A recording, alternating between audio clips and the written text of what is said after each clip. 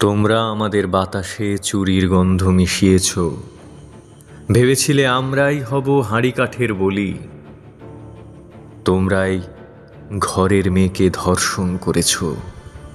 আমাদের জীবনে তোমরা দিয়েছ বেকারত্বের জ্বালা, আর নিজেরা তাড়িয়ে তাড়িয়ে উপভোগ করেছ আমাদের রক্ত নিংড়ে তৈরি তোমাদের ভোগের মদ।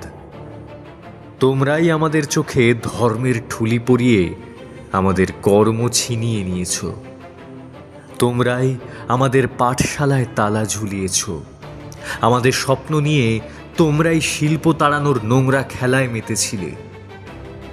তুমি বেকার দেখনি। না না, ওরা কেউ হিন্দু কিংবা মুসলিম নয়, ওরা শুধুই বেকার।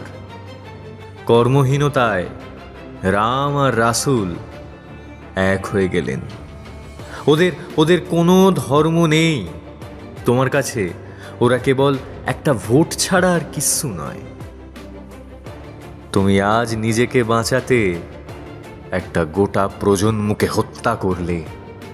ছাত্র হত্যার রক্ত, শিক্ষক হত্যার রক্ত তোমার হাতে লেগে রয়েছে।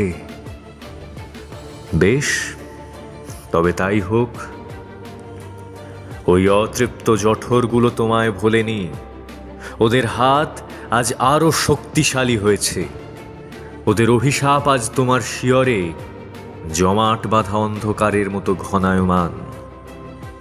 শুধু জেনে রেখো, যে হাত ব্ল্যাকবোর্ডে চকের সাহায্যে ফুটিয়ে তুলতে পারে একটা সুন্দর সমাজের ছবি, একটা সুন্দর সভ্যতার ছবি, সেই হাতে কিন্তু জ্বলন্ত মশাল ধরতে পারে। সেই হাতগুলোই তোমার অদৃশ্য চিতা সাজাচ্ছে।